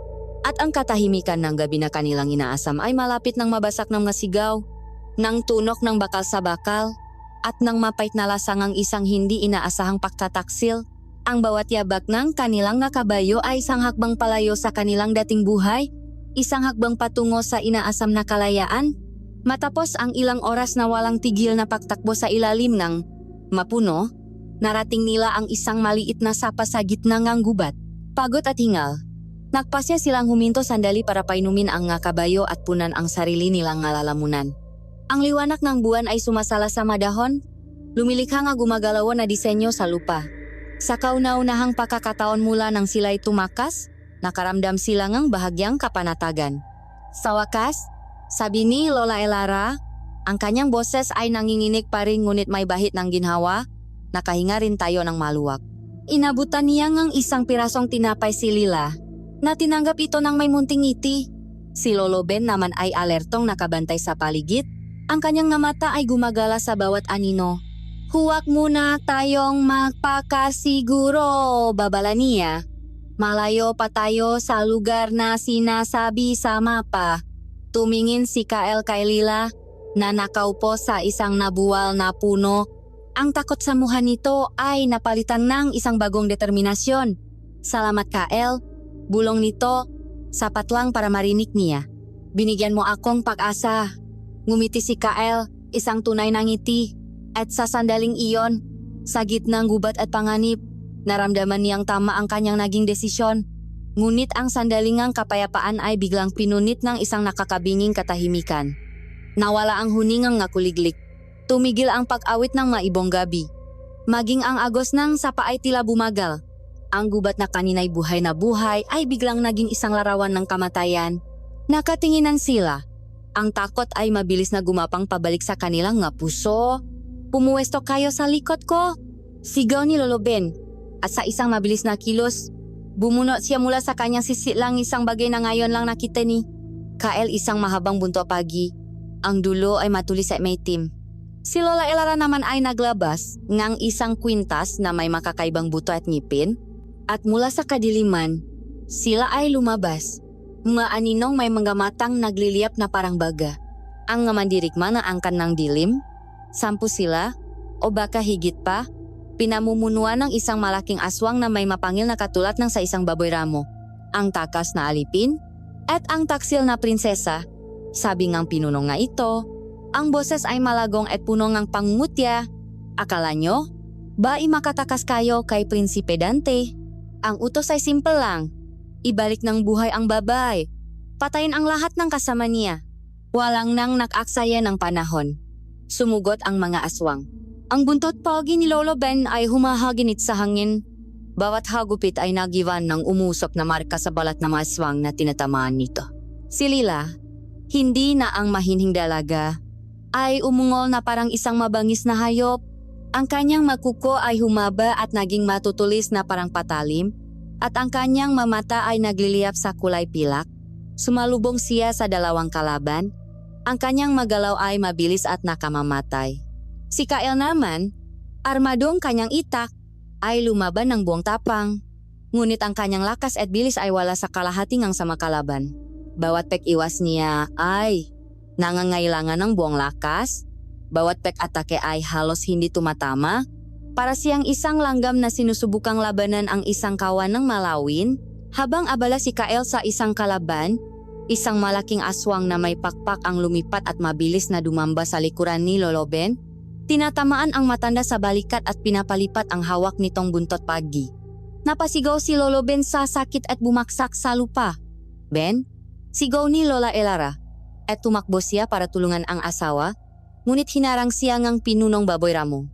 Itinaas nito ang kanyang makamay na may matutulis na kuko, handang wakasan ang buhay ng matandang babae. Sa sandaling iyon, para kay Kael, ang mundo ay bumagal. Nakita niya ang takot sa mamata ng kanyang lola. Narinig niya ang sarili niyang puso na tumitibo na parang tambol ng digmaan. Ang lahat ng takot, lahat ng galit, lahat ng pagnanais niyang makalaya, ay nagsama-sama at naging isang purong, nag-alab na damdamin. Lola, isang sigaw na hindi galing sa kanyang lalamunan kundi mula sa kaibuturan ng kanyang kaluluwa ang kumawala sa kanya, at isang bagay ang sumabog mula sa kanyang kaloban. Hindi ito ang kontroladong pagbabagong anyo ni Lila. Ito ay isang marahas, magulo at primal na pagsabog ng kapangyarihan. Isang alon ng init ang bumalot sa kanyang buong katawan, at ang kanyang nga mata, na dati ordinaryong kayumanggi, ay biglang nagliyab sa isang nakakasilaw na kulay ginto. Ang hangin sa paligid niya ay tila nag-init at umikot. Ang aswang na kanyang kalaban ay biglang tumasik na parang isang basahan. Bumaksak sa isang puno ng may malakas na kalabok. Ang Kael na nakatayo ngayon ay hindi na ang Kael na alipin. Ang kanyang magalaw ay naging isang malabong guhit. Ang aswang na baboy ramo na akmang, sasaksakin si Lola Elara ay hindi man lang nakita ang kanyang pagdating. Naramdaman na lang nito ang isang kamay na bumaon sa kanyang dibdib, hinablot ang kanyang puso, at dinurok ito sa isang iglap. Ang dambuhalang aswang ay natumba, naging abobago pa, man bumaksak sa lupa, natigilan ang lahat kakampi man o kaaway. Nakita ni Lila ang isang anino na gumalaw sa gitna ng mga kalaban. Isang aswang na may pakpak ang sumubok na tumakas, ngunit sa isang kisap mata, nandun na si Kael. Dinakma ang pakpak nito at walang awang pinunit ito mula sa katawan ng aswang. Ang sigaw ngang aswang ay naputol ng baliin ni Kael ang lig nito. Ang kanyang nga galaw ay hindi na pang tao. Ito ay galaw ngang isang predator, isang nilalang na ipinanganak para pumatay. Walang gilas, walang pino, puro lakas, puro baksik, puro instinct. Ang natitirang tatlong aswang ay napuno ng takot. Ang kanilang sinugot ay hindi isang hamak na tao. Ito ay isang halimaw na mas masahol pa sa kanila. Sabay-sabay silang sumugot kay Kael, umaasang matatalo nila ito sa dami. Ngunit para kay Kael, sila ay parang malangaw lamang. Sinalubong niya ang kanilang maatake. Hinahawi ang kanilang makuko at pangil gamit ang kanyang mabraso na tila hindi nasasaktan. Sinuntok niya ang isa sa mukha, at ang bungo nito ay nadurok. Sinipa niya ang isa pa, at ito'y tumalsik sa ere. Ang huli ay sinunggaban niya salik. Itinaas sa hangin at pinanot ang buhay na unti-unting nawawala sa mga mata nito. Nang bumaksak ang huling kalaban, isang nakabibinging katahimikan ang muling bumalot sa gubat. Ang tanging maririnig ay ang malakas at mabilis na pahinga ni Kael. Dahan-dahan, ang kulay gintong apoy sa kanyang mamata ay nawala. Bumalik sa pagiging kayumanggi. Ang naumapaw na lakas sa kanyang katawan ay biglang naglaho. Pinalitan ng isang matinding pagod. Napaluhot siya, tumingin sa kanyang nga kamay. Ang nga ito ay puno ng maitim at malakit na dugo ng nga aswang. Ito ang kanyang nakamay, ngunit ang nga ginawa ng ma ito ay hindi niya maintindihan. Marahan niyang itinaas ang kanyang paningin. Nakita niya ang kanyang lolo Ben na tinutulungan ni Lola Elara na makatayo. Pareho silang nakatingin sa kanya, hindi nang may paganga, kundi ng may malalim na kalungkutan at takot. Pagkatapos ay tumingin siya kay Lila. Nakatayo ito. Ang kanyang pagbabagong anyo ay hindi natuloy. Nakatingin siya kay Kael. Ang kanyang bibig ay bahagyang nakaawang. Ang kanyang mata ay puno ng pakamangha, pakalito, at isang bagay na hindi pa nakikita ni Kael. Dati pa unawa. Sa gitna ng bangkay nga kanilang nakaaway, sa ilalim ng malamlam na liwanag ng buwan, naktama ang kanilang nga mata. Walang salitang namutawi, ngunit ang tanong sa mga mata ni Kael ay mas malinaw kaysa sa anumang sigaw. Isang tanong na yumanik sa buong pundasyon ng kanyang pakataw. Ano ako? Ang katahimikan na bumaksak sa gubat matapos ang laban ay mas nakakatakot kaysa sa masigaw kanina. Ito ay isang katahimikang punong dugo, abo, at isang katotohanang hindi na maaring takasan. Nakaluhot si Kael sa gitna nga bangkay. Ang kanyang katawan ay nanginginig hindi dahil sa pagod, kundi dahil sa isang di may paliwanag na takot sa sarili niyang kakayahan. Marahan siyang tiningnan ni Lila. Ang kanyang mamata ay hindi na nagpapakita ng pakabigla, kundi ngang isang kakaibang pakilala. Ang lakas na iyan, bulong niya, pamilya, ngunit mas mailap. Ngunit hindi siya pinansin ni Kael. Ang kanyang mamata, na punong luha at pakalito, ay nakatuon sa kanyang lolo at lola na papalapit. Si Lolo Ben ay inaalalayan ni Lola Elara. Ang braso nito ay may malalim na sugat. Lolo, Lola. Basak ang boses ni Kael. Itinaas ang kanyang makamay na nabahiran ng itim na dugo. Ano po ako? Ano po ito? Bakit? Hindi niya matapos ang kanyang tanong. Ang tanong ay napakalaki at ang sagot ay tila mas malaki pa. Nakatinginan ang dalawang matanda, isang pag-usap na walang salita ang naganap sa pagitan nila. Sa mga mata ni Lola Elara, nakita ni Kael ang isang ilok ng luha na handa ng umapaw. Sa mukha ni Lolo Ben, nakita niya ang bigat ng isang sikretong iningatan sa loob ng maraming taon. Dahan-dahang tumango si Lolo Ben. Tapos na ang panahon ng pagtatago. Apo, simula ni Lolo Ben, ang kanyang boses ay pagod at punong pihati. Umupo siya sa lupa sa harap ni Kael. Hindi inalintana ang sariling sugat. Patawarin mo kami, Kael. Patawarin mo kami sa aming paglilihim. Ginawa lang namin ito para protektahan ka. Kinuwento niya ang lahat. Ang kanyang boses ay parang isang mahinang agos ng tubig, nagdadala ng gaalaala mula sa nakaraan. Ang ama ni Kael, ang kanilang nag-iisang anak, ay isang tao. Ngunit ang ina ni Kael, si Belinda, ay hindi.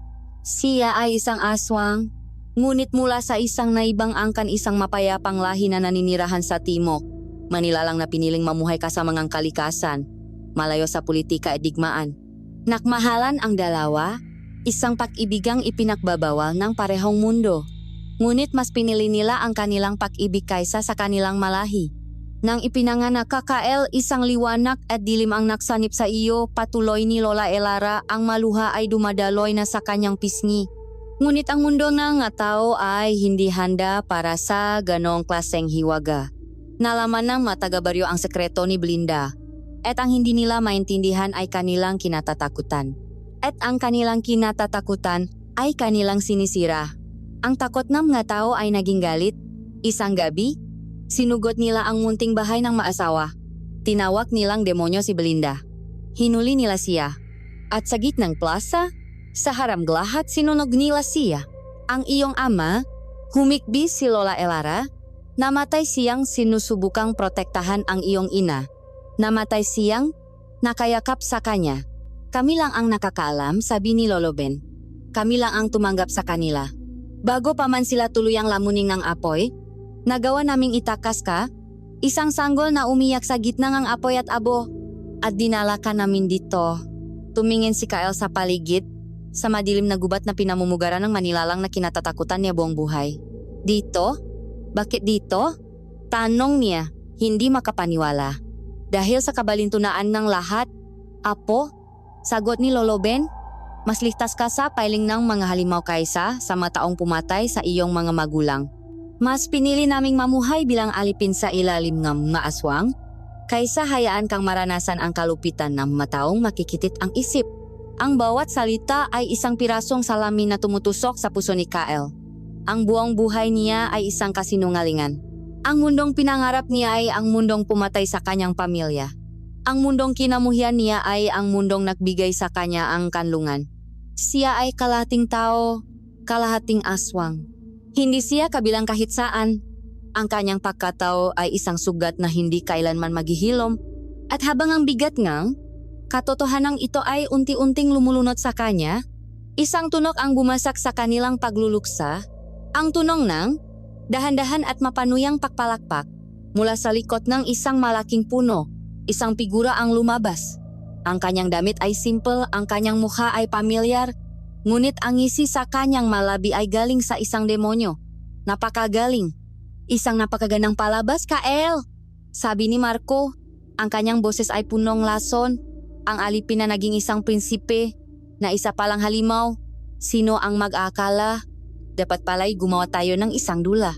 Sa likuran niya, lumabas ang isa pang figura, ang tenyente ni Dante, na may ngiting nagpapakita ng kasiyahan sa panunod.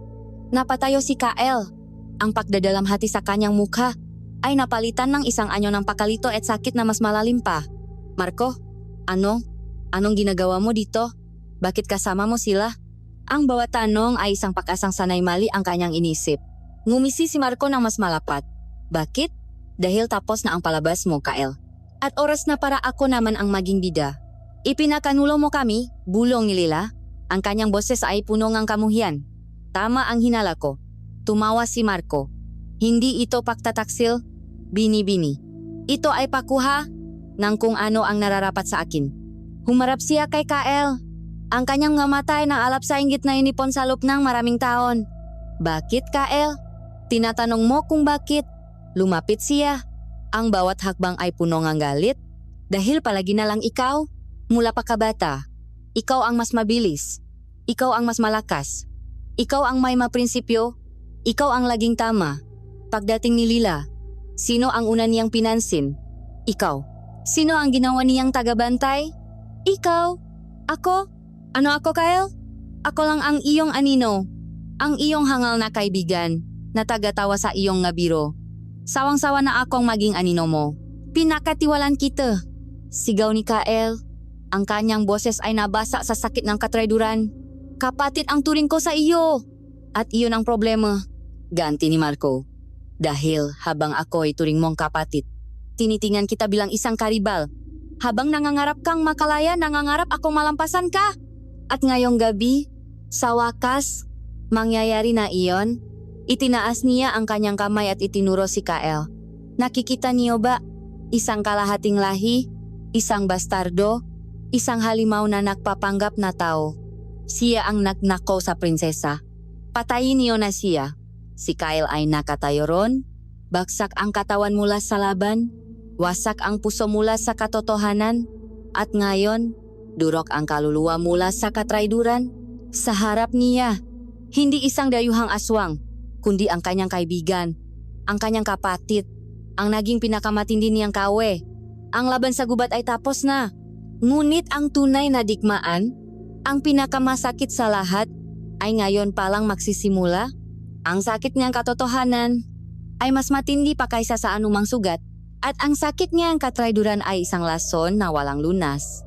Nakatayo si Kael sa harap ni Marco, ang lalaking tinuring niyang kapatid, na ngayon ay isang estrangherong may mamatang puno ng apoy nga inggit. Sa likuran ni Marco, ang tanyente ni Dante na si Ratos ay nanunot na parang isang emperador sa isang arena ng mga gladiator, nasisiyahan sa panunot ng pagguho ng isang pagkakaibigan. Hindi pa huli ang lahat, Marco, sabi ni Kael. Ang kanyang boses ay isang pakiusap. Itigil mo na to. Umalis na tayo. Makasama. Isang mapait na halahak ang kumawala kay Marco. Huli na, Kael. Huli na noong araw na ikaw ang pinili. At ako ang naiwan sa putik. Isa lang sa atin ang maaring maging bida sa kwentong ito. At sisiguraduhin kong hindi na ikaw. Sumenya siya kay Ratos. Tapusin na ninyo sila. Ngumisi si Ratos. May mas maganda akong ideya. Sabi nito, hahayaan ko kayong dalawa na maglaro muna. Gusto kong makita kung paano durugin ng isang alipin ang puso ang kapwa niya alipin. Sa isang kisap mata, sumugot si Ratos. Hindi kay Kael, kundi kay Lila at sa dalawang matanda. Nagsimula ang isang despradong laban. Si Lila at si Lolo Ben, sa kabilangang kanyang sugat, ay makasamang hinarap si Ratos. Ngunit ang lakas ng tanyanta ay nasa ibang antas. Bawat atake nila ay sinalubong nitong ngisi, bawat pag-iwas ay parang isang laro. Malinaw na pinaglalaruan lang sila nito, pinapatagal ang kanilang paghihirap.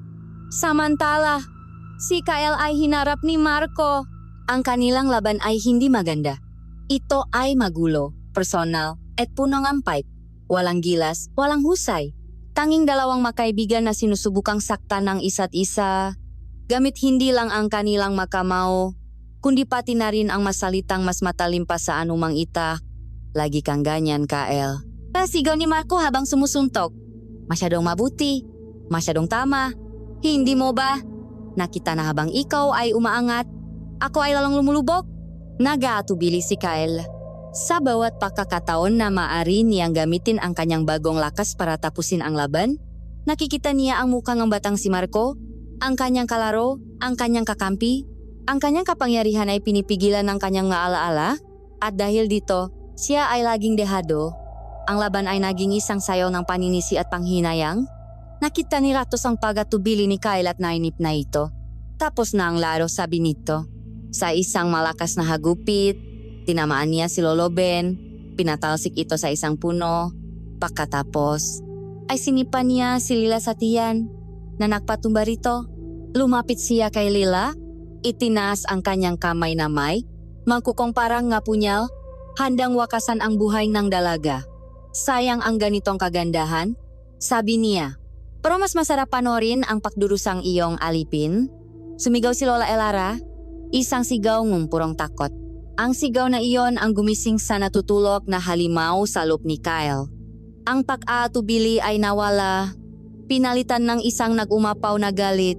Hindi na niya nakita si Marco. Ang tanging nakita niya ay si Lila na nasa bingit ng kamatayan. Sa wakas, niyakap niya ang kanyang kadiliman. Ang kanyang nga mata ay muling nagliyab sa kulay ginto. Huwag! Siga niya. At sa isang iglap, siya ay naging isang guhit ng liwanag. Itinla niya si Marco ng malakas at lumitaw sa pagitan ni Ratos at ni Lila. Sinalo ang paparating na atake gamit ang kanyang braso. Narinig ang tunog ng nababasa na buto. Ngunit hindi natinak si Kyle. Nagsimula ang isang brutal na laban sa pagitan ni Kyle at Ratos. Isang sagupaan ng dalawang makapangyarihang nilalang. Ang lupa sa kanilang paligid ay nayanig. Ngunit habang si Kyle ay nakatuon sa pag-apis sa mas malakas na kalaban, isang anino ang gumapang sa kanyang likuran. Si Marco. Bumaksak siya kanina, ngunit ngayon ay nakatayo na muli. May hawak na isang matulis na bato. Ang kanyang mukha ay puno ng luha at galit. Kung hindi niya matatalo si Kyle sa lakas, tatalunin niya ito sa pandaraya. Sa isang huling despradong kilos ng inggit, tumakbo siya para saksakin si Kyle sa likod. Kyle, mag-ingat ka sa likod! Sigaan ni Lolo Ben. Narinig ni Kyle ang babala. Sa gitna ng pakikipagbuno kay Ratos, umikot siya. Ang kanyang kamay ay naging isang malabong guhit, handang salubungin ang anumang panganib sa likuran. Ang kanyang kilos ay puro instinct, walang pag-isip. Naramdaman niya ang paktama, ang pagbaon ng kanyang makuko sa isang bagay na malambot. Ngunit hindi si Ratos ang kanyang tinamaan. Napatigil ang lahat. Ang nagulat na mukha ni Ratos, ang sumisigaw na mukha ni Lila, at ang mukha ni Kyle, na puno ng biglaang pagkatanto at horror. Nakatayo sa harap niya, si Marco, hindi makapaniwala. Nakatingin sa kamay ni Kyle, na nakabaon sa kanyang dibdib. Dahan-dahang nawala ang galit sa mga mata ni Marco, pinalitan ng pakabigla at sa huli ng isang kakaibang pagtanggap. Kyle, bulong niya, at isang agos ng dugo ang lumabas sa kanyang bibig. Binitiwan ni Kyle si Ratos at sinalo ang bumabaksak na katawan ng kanyang kaibigan. Humiga sila sa lupa, ang dugo ni Marco ay dumadaloy sa makamay ni Kyle. Bakit, Marco? Bakit? Umiyak na tanong ni Kyle. Ngumiti si Marco ng bahagya. Isang ngiting puno ng sakit. Nakita mo, Kyle, sa huli, ikaw pa rin ang pumatay sa akin. At sa mga huling salitang iyon, Ang nga mata ni Marco ay nawalan ng buhay. Isang malakas at malupit na halahak ang bumasak sa sandaling ang pagluluksa. Si Ratos na nakabawi na ay tumatawa. Isang napakagandang trahedya, ang makapatit, nakpatayan, ito ang pinakamasarap na tagumpay. Ang tawang iyon ang nakputo sa huling hiblang ang pakataw ni Kael. Ang kanyang pihati ay naging isang malamig at tahimik na put. Dahan-dahan niyang inihiga ang walang buhay na katawan ni Marco. Tumayo siya. Hindi na tiningnan ang kanyang nalolot-lola o si Lila. Ang kanyang nga mata, na ngayon ay dalawang nagliliyap na ginto, ay nakapako kay Ratos. Wala nang sigaw, wala nang mabangis na anyo. Ang naroon na lang ay isang nakakakilabot na katahimikan. Ngayon, sabi ni Kael, ang kanyang boses ay malamig na parang yelo, tayo naman. Bago pa man makakilo si Ratos, si Kael ay nasa harap na nito. Ang sumunod ay hindi isang laban. Ito ay isang pakpas lang. Mabilis, brutal, walang awa. Bawat suntok ni Kael ay may kasamang tuno nababasa na buto. Bawat hagupit neng, kanyang makuko ay naiwan neng malalalim na sugat. Sa huli, sinunggaban ni Kael ang lignang humihinang si Ratos. Itinaas ito sa hangin at tinitigan ito sa mata habang unti-unting kinukuha ang buhay nito. Nang bumasa ang walang buhay na katawan ni Ratos, ang katahimikan ay bumalik. Ngunit ito ay ibang klaseng katahimikan. Ito ay ang katahimikan ng isang sementeryo. Ang lahat ng kaawe ay wala na. Ngunit ang presyo ay hindi masukat. Dahan-dahang lumapit si Kael sa katawan ni Marco. Kinuha niya ito at niyakap. At doon, sa gitnang kadiliman ng gubat, isang malakas at puno ng sakit na hikbi ang kumawala sa kanya. Nanalo siya sa laban. Ngunit sa proseso, nawala ang kanyang pagka-inosente, ang kanyang kaibigan, at isang malaking piraso ang kanyang kaluluwa. Ang tagumpay ay naging abo sa kanyang bibig, sa katahimikan ng gubat, sa ilalim ng mamatang mapagmasit ng buwan. Tatlong anino ang gumalaw na may bigat at pihati. Walang misa, walang madasal, tanging ang tunok lamang ng lupang hinuhukay gamit ang isang itak at mga kamay ang maririnig. Sinasabayan ng mga hikbing pinipigilan. Makatuwang na inihiga ni Kael at Lolo Ben ang walang buhay na katawan ni Marco sa mababaw na hukay. Isang huling pagkakataon, tinitigan ni Kael ang mukhang kanyang kaibigan, isang mukhang punong gusto ng inggit at pagsisisi. Inayos niya ang buhok nito at ipinikit ang mata nito. Ito ang kanyang huling akto ng patiran sa isang taong nagtaksil sa kanya. Pagkatapos tabunan ang hukay, naglagay siyang isang simpleng krus na gawa sa dalawang sanga, isang libing na walang pangalan, isang paalam na walang kapatawaran. Iniwan nila ang lugar na iyon, dala-dala ang isang bagong sugat sa kanilang nga puso, sinunot nila ang mapa ni Pinuno Damian, tinahak ang malandas na hindi pa natatapakan ng sinuman, pakaraan ng 2 araw na paglalakbay, narating nila ang isang lugar na tila isang panaginip. Isang lihim na lambak na napapaligiran ng matatayok na talampas, na may sariling talon na dumadaloy patungo sa isang malinaw na lawa. Ang hangin ay sariwa, at ang mga bulaklak ay may makulay na ngayon lang nila nakita. Ito ang santuaryo. Ngunit ang perpektong ganda, nito ay may kasamang nakakabinging kalungkutan. Isa itong paraisong walang katao-tao, isang hardin na walang hardinero, isang magandang kulungan. Doon sila nanirahan ng ilang araw. Sinusubukang pagilumin ang kanilang mga sugat. Ngunit isang gabi, ginamit ni Lila ang isang sinaunang balon sa gitnang lamba. Isang balon na kaya mapakita nga anino nga totohanan. Umasa siyang makita ang kanyang ama na malaman kung litas ang kanilang baryo. Ngunit ang nakita nila sa kumikinang na tubig ay isang pangitayng mula sa impyerno. Apoy, wasak na mga tahanan. Ang mamandirikman ng angka ng dilim na walang awang pumapatay sa mamamayan. At ang huling imahe si Pinuno Damian, nakatayo sa gitna ng plaza, lumalaban hanggang sa huli, hanggang sa siya'y tuluyang igupong sa sila. Ang baryo mahinahon ay wala na. Sa sandaling iyon, isang bagay ang nabasak sa loop ni Lila. Ang huling hibla ng kanyang pag-asa ay naputol. Hindi siya sumigaw, hindi siya umiyak. Pumasok siya sa isang estado ng katahimikan na mas malalim pa kaysa sa anumang balon. Hindi siya kumakain. Hindi siya nagsasalita. Nakaupo lang siya sa tabing lawa, nakatanaw sa kawalan. Sinubukan siyang kausapin ni Lola Elara, ngunit ang kanyang nga salita ay tila hindi na naririnig. Si Lila ay naging isang buhay na multo. Ang huling alaalang isang lahi na ngayon ay abo na lamang. Pagkaraan ng isang linggong pagluluksa, bigla siyang tumayo. Walang emosyon sa kanyang mukha. Sinunyasan niya sila Kael na sumunod. Dinala sila ni Lila sa isang kuweba sa likod ng talon. Sa loob, natakpuan nila ang isang silit na puno nga kayamanang ang kanyang angkan maginto, alahas, at mga antigong kagamitan na kumikinang sa liwanag ng kanilang sulo. Ito ang dimasukat na yaman ng lahi ni Damian. Hindi ko kailangan ang maito, sabi ni Lila, ang kanyang unang masalita sa loob ng isang linggo. Ang kanyang boses ay mahina at walang buhay. Ang kailangan ko ay katahimikan. Gamitin ninyo ito para maksimulang bagong buhay sa mundo nga tao. Tulungan ninyo ang mga nangangailangan para ang sakripisyo ng aking ama at ng aming lahi ay hindi mawalan ng kabuluhan. Paano ka? Tanong ni Kael. Tumingin si Lila sa paligid ng kuweba. Ito na ang aking tahanan, ang libingan ng aking ninuno. Ako ang huling piraso ng aking lahi, at dito ako mananatili para maging tagapag-ingat ng kanilang nga alaala. Walang salita ang makakapakabago sa kanyang desisyon. Kinabukasan, inihatid nila si Kael at ang kanyang nga lolo't lola sa hangganan ng lambak. Ang kanilang pamamaalam ay tahimik, ngunit puno nga hindi masabi na damdamin. Mamuhay ka, Kael. Sabi ni Lila, nakatingin sa kanyang mata. Mamuhay ka para sa ating dalawa. Tumango lang si Kael, at tumalikot sila. Nilisan ang paraiso at ang malungkot na reyna nito. At iyon na ang huling pagkakataon na nakita ng aking lolo Kael si Lila. Ang huling prinsesa ng walang angkan ng buwan. Dinala nila ang kayamanan sa siyudad ng Maynila. Ngunit hindi nila ito ginamit para sa kanilang sariling luho.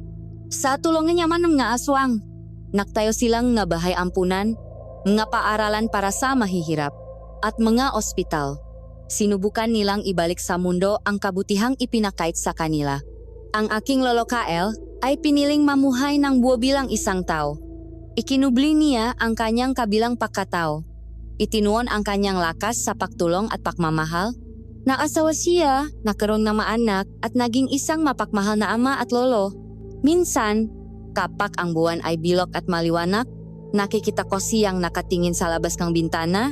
Ang kanyang mga mata ay nasa malayo na parabang may hinahanap sa kalangitan. At dun niya, ikinukwento sa akin ang lahat. Walang nakakaalam kung ano ang nangyari kay Lila. Naging isa na lamang siyang alamat sa aming pamilya ang malungkot na reyna ng isang lihim na lambak, mag-isang nagbabantay sa maabo ng kanyang nakaraan. Sabing lolo, marahil ay mas pinili niya ang kapayapaan ng pag-isa kaysa sa sakit ng pag-alala. Ngayon, ang aking lolo Kael ay mahina na, ang kanyang lakas ay naubos ng panahon, ngunit ang kanyang kwento ay mananatiling buhay. Isang kwento tungkol sa isang lalaking ipinanganak mula sa pagsasanip ng liwanag at dilim, isang lalaking nahanap ng kalayaan sa labas, ngunit natakpuan lamang ito sa loob ng kanyang sariling puso. Itinuro niya sa akin na hindi ang dugo na dumadaloy sa ating maugat ang humuhubok, sa ating pagkatao, kundi ang madesisyong ginagawa natin, ang malabang ating pinipiling labanan, at ang mataong ating minamahal. Ito ang kwento aking lolo Kael. Isang lalaking may dugo ang halimaw. Ngunit namuhay at mamamatay na may puso ang isang tunay na tao.